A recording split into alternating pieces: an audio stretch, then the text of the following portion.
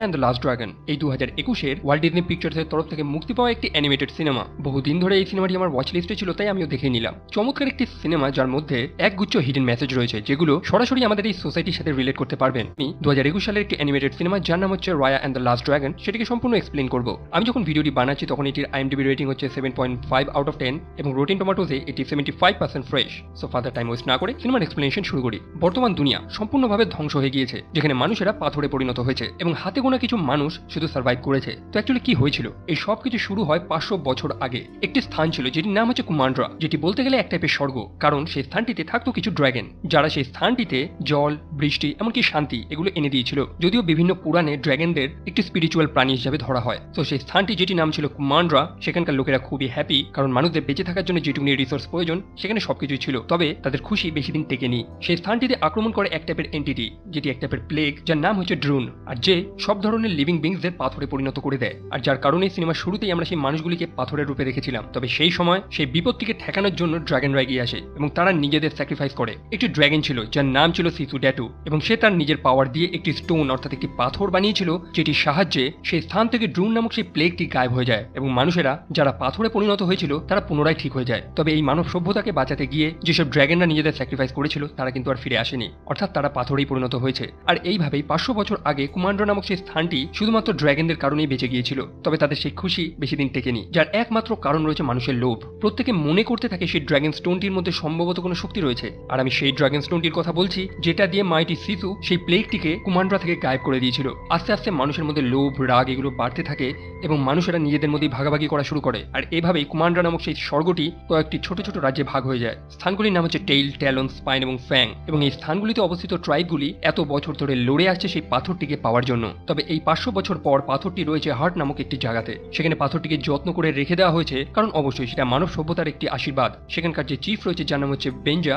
সে এবং তার পূর্বপুরুষেরা সেই পাথরটিকে এতদিন ধরে রক্ষা করে এসেছে এবং বর্তমানে বেঞ্জা তার মেয়েকে ট্রেনিং দিচ্ছে সেই পাথরটিকে প্রোটেক্ট করার জন্য, এবং তার মেয়ের নাম হচ্ছে রায়া। গল্পের শুরুতে আমরা দেখি রায়া কিছু ট্রেনিং দিচ্ছে তার বাবার কাছ থেকে, এবং রায়া সেই ট্রেনিং এ পাস করে যায়, অর্থাৎ সে এখন সেই পাথরটিকে প্রোটেক্ট করতে পারবে। চিফ বেঞ্জা মনে করতো যে সম্ভবত এখনো মানুষের মধ্যে মানুষত্ব বেঁচে রয়েছে, তাই তারা চাইলে আবার সেই স্থানটিকে একত্রিত করে কুমান্ড্রাতে পরিণত করবে। তবে এই দুনিয়া একদমই অতটা ভালো নয় এখন। চিফ বেঞ্জা সেখানে অবস্থিত বাকি ট্রাইবসগুলিকে আমন্ত্রিত করেছে হার্টে আসার জন্য, কারণ সে মনে করে সম্ভবত তাদের সাথে কথা বলে যদি তারা এক হয়ে যায়। সেখানে বেঞ্জার মেয়ে রায়ার সাথে বন্ধুত্ব হয় আরেকটি মেয়ের যার নাম হচ্ছে নামারি। নামারির মায়ের নাম হচ্ছে ভিরানা, যে ফ্যাং নামক একটি ট্রাইবের নেত্রী। রায়া এবং নামারির মধ্যে আমরা একটি ভালো বন্ধুত্ব দেখতে পাই। একই সাথে নামারি রায়াকে একটি পেন্ডেন্ট দিয়েছিল, একটি এনশিয়েন্ট পেন্ডেন্ট, যেটি সেই মাইটি ড্রাগনটির ছিল, অর্থাৎ যার নাম ছিল সিসু। রায়া তাকে বিশ্বাস করে নেয় এবং সেই চেম্বারটিতে নিয়ে যায় যেখানে সেই ড্রাগন স্টোনটি রাখা ছিল। তবে রায়ার মন তার পিতার মতনই পরিষ্কার ছিল এবং সে জানে না যে মানুষদের মনে কি চলে। আমরা দেখতে পাই নামারি রায়ার সাথে বিশ্বাসঘাতকতা করে এবং সে সেখানে একটি সিগন্যাল পাঠায়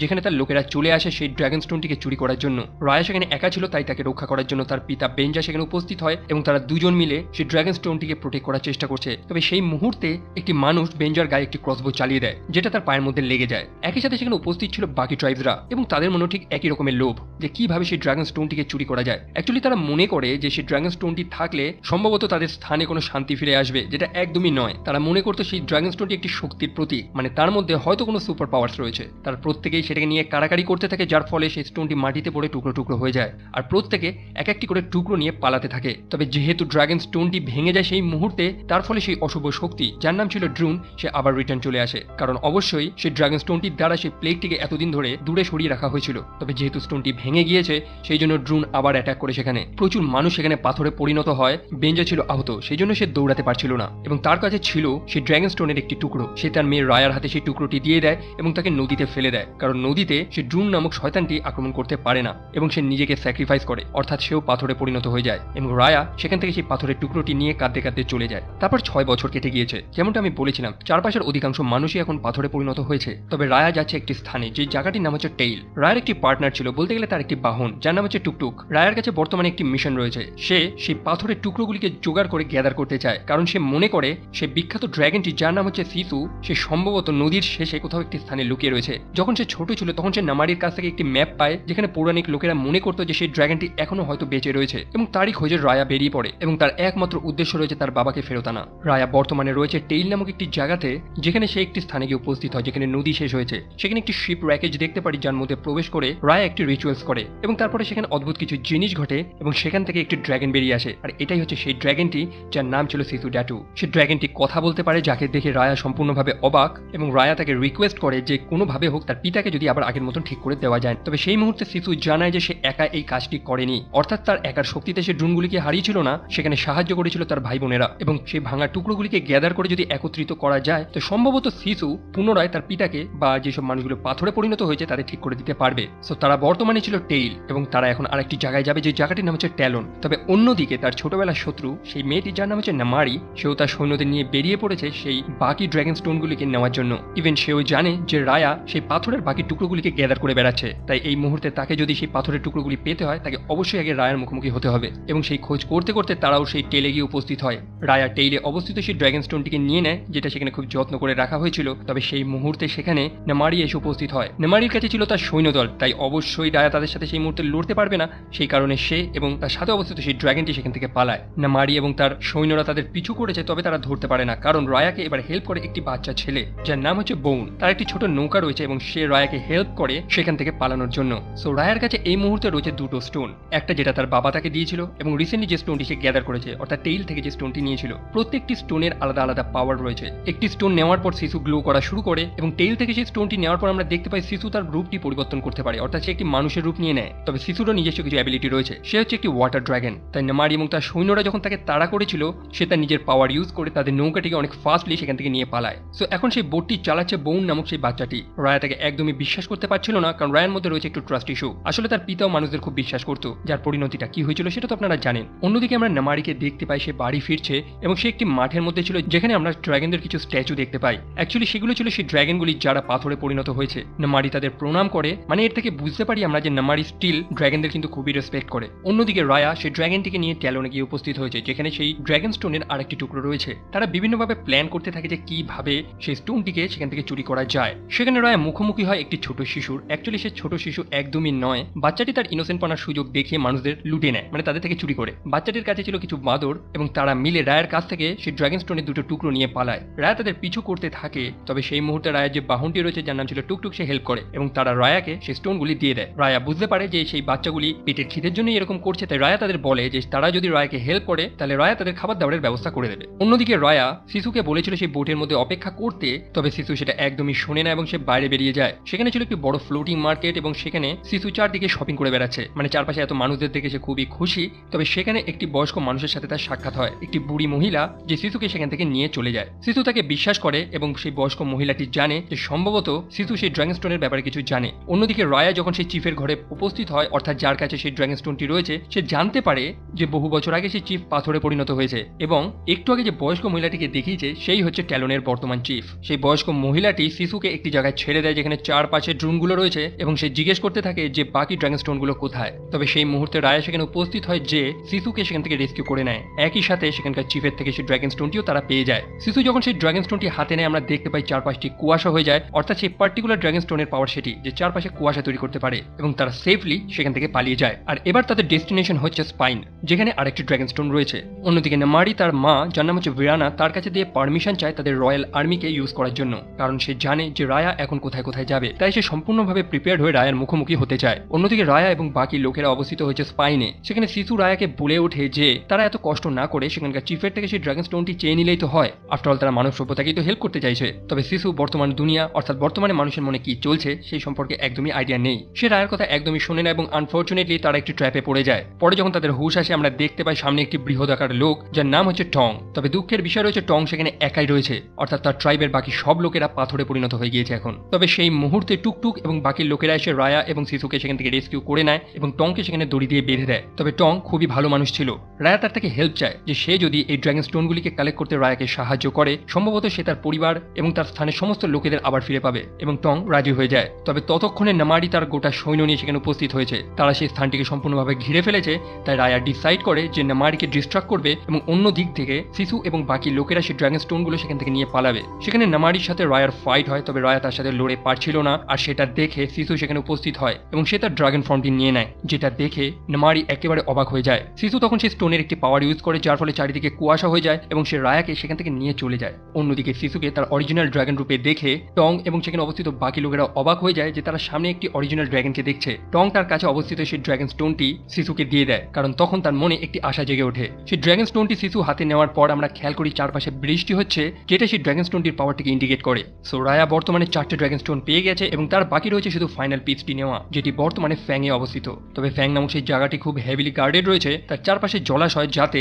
ড্রুং নামক সেই প্লেগটি সেই শহরে না প্রবেশ করতে পারে, একই সাথে এত সিকিউরিটি যাতে সাধারণ মানুষও সেখানে না প্রবেশ করতে পারে। এবং তারা প্ল্যান করতে থাকে যে কিভাবে ফ্যাং থেকে সেই ড্রাগন স্টোনটি চুরি করা যায়। রায়া সেখানে কিছু ট্যাকটিক্যাল অ্যাডভাইস দেয় যে কিভাবে লড়াই করে সেই স্টোনটিকে ফিরিয়ে আনা যায়। তবে শিশু সেই জিনিসটিকে একদমই পছন্দ করে না, মানে বলতে গেলে সে ভায়োলেন্স অর্থাৎ মারামারি এইসব জিনিসগুলোকে একদমই পছন্দ করে না। তবে রায়া যেমনটা বলেছিলাম তার মধ্যে একটু ট্রাস্ট ইস্যু রয়েছে, সে কাউকে বিশ্বাস করে না। তবে রায়ার মনে বিশ্বাস জোগানোর জন্য শিশু তাকে একটি জায়গায় নিয়ে যায়, আর এটা হচ্ছে সেই জায়গা যেটির নাম হচ্ছে হার্ট, অর্থাৎ যেখানে রায়ের জন্ম হয়েছিল। সেখানে শিশু তাকে একটি মনুমেন্টে নিয়ে যায়, যেখানে তার প্রত্যেকটি ভাই বোনের স্ট্যাচু ছিল। আর সেখান থেকে আমরা অ্যাকচুয়াল ইতিহাসটি সম্পর্কে জানতে পারি যে প্রায় 500 বছর আগে কি হয়েছিল। শিশু জানায় যে তার প্রত্যেকটি ভাই বোনেদের কাছে ডিফারেন্ট পাওয়ার ছিল। যেমন একজনের নাম হচ্ছে অ্যাম্বা, যার মধ্যে সেই গ্লোয়িং পাওয়ার ছিল, অর্থাৎ সে জলজল করে উঠত।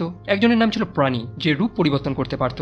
একজনের নাম ছিল জগান, যে কুয়াশা তৈরি করতে পারত। এবং আরেকজনের নাম হচ্ছে পেঙ্গু, যে বৃষ্টি তৈরি করতে পারত। তবে তারা প্রত্যেকে মিলে শিশুকে চুজ করে, যে খুবই ক্যাজুয়াল ছিল। তারা তাদের পাওয়ারটি দিয়ে সেই ড্রাগন স্টোনটি তৈরি করে এবং শিশু তাদের হেল্পে ড্রুন নামক সেই প্লেগটিকে হারিয়ে দেয়। আর শিশু এগুলো দিয়ে এটাই বুঝাতে চেয়েছে যে সে খুবই ক্যাজুয়াল ছিল, তা সত্ত্বেও তার ভাই বোনেরা তার উপর বিশ্বাস করেছে, আর যার কারণে শিশু প্রত্যেককে বিশ্বাস করে। রায়া সেখানে তার বাবার সেই স্ট্যাচুটিকে দেখতে পায় এবং সে রিয়েলাইজ করে যে তার বাবাও তো বিশ্বাস করেছিল যে কুমান্ডরা আবার হয়তো তৈরি হবে। কথাটির অর্থ এটা যে বিশ্বাসের মধ্যে এমন একটি শক্তি রয়েছে যেটা আর কিছুতে নেই। তখন রায়া কনভিন্স হয়ে যায় এবং সে নামারিকে একটি মেসেজ পাঠায়, আর এটা ছিল সেই পেন্ডেন্টটি যেটা নামারি ছোটবেলায় রায়াকে দিয়েছিল। আমরা বুঝতে পারি যে নামারি আস্তে আস্তে ভালো হয়ে যাচ্ছে, কারণ প্রথমেই তার মধ্যে বহু ভালো জিনিস আমরা লক্ষ্য করেছি। যেমন ড্রাগনদের সেই স্ট্যাচুগুলো দেখে সে প্রণাম করেছিল, মানে সে স্টিল বিশ্বাস করে এবং ড্রাগনদের সে সেভিয়ার হিসেবেই মনে করে। তবে এই মুহূর্তে গল্পের মেইন ভিলেন হচ্ছে নামারির মা ভিরানা। নামারি তার মাকে জানিয়েছিল যে সে একটি অরিজিনাল ড্রাগনকে দেখেছে, সম্ভবত এই দুনিয়াটাকে আবার আগের মতন বানানো যেতে পারে যদি সেই ড্রাগন স্টোনগুলিকে এক করে দেওয়া হয়। তবে তার মা সেটা একদমই করতে চায় না, কারণ ভিরানা মনে করে যে মানুষেরা যদি আবার আগের মতন হয়ে যায় তাহলে আবার তাদের মধ্যে লোভ জন্মাবে এবং এই যুদ্ধ চলতেই থাকবে।